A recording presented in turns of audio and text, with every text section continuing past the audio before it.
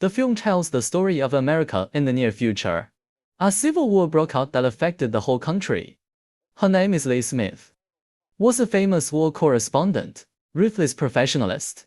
She believes in record over intervention. Lee at a later protest rally helped a little girl. Her name is Jessie, and she's a new photographer. Jessie recognized this incredible war photographer because she also wants to be like Lee. Suddenly there was an explosion next to it. The huge shock wave shook Jessie and couldn't lift his head.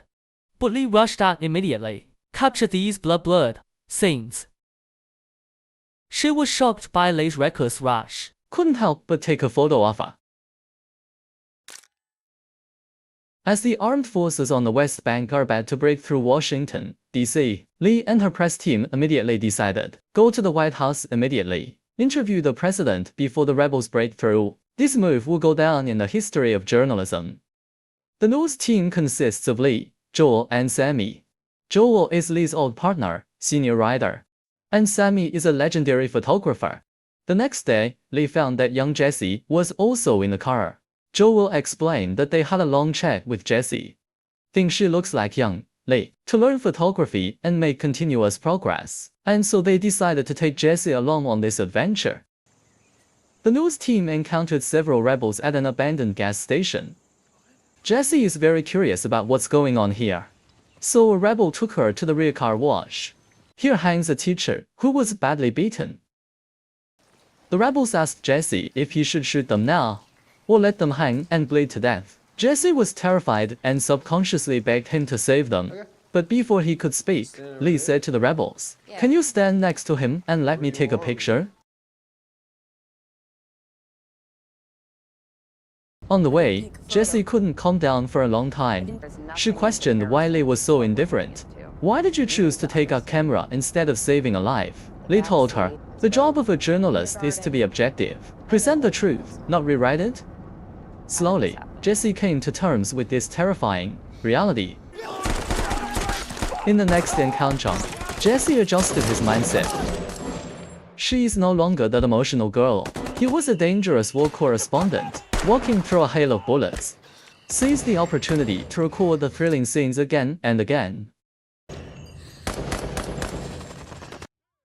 In the next journey, they met their colleague Tony. Tony is extremely excited. He went straight through the windows of two speeding cars, jumped into another car.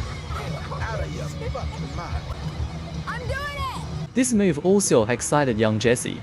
She also imitated Tony and jumped into another car, and one foot on the accelerator, passed the past and disappeared. Little do they know that danger is creeping in. Lee and the others drove for a long time without seeing Jessie. They gradually feel that something is wrong, so they searched on the side of the road for a long time.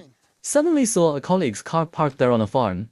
Jessie was captured by the rebels. Lee observed for a long time and sensed that Jessie would be in danger, so he decided to go to the rescue regardless of the principle of non-intervention. The rebels suspected their American identity. Where are you from? I'm from Hong Kong. Oh, China. China. After an innocent journalist was shot, Sammy can't watch it anymore, so he drove his car into the rebels, rescued Jessie and his party. But unfortunately, Sammy was hit by a catapult.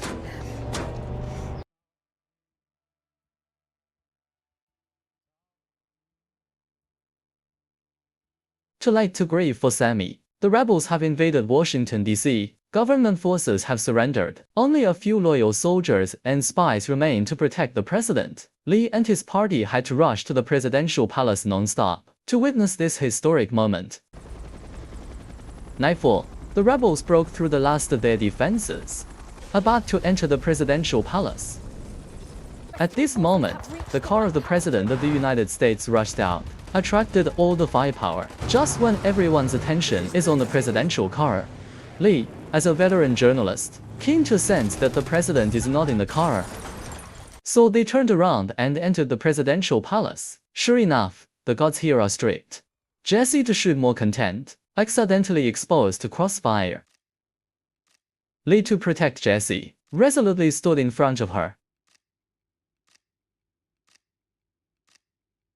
fell on top of Jesse's lance.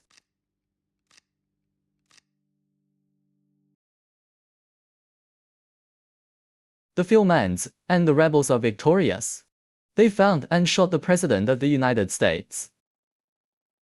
And only Jesse recorded this final historical picture.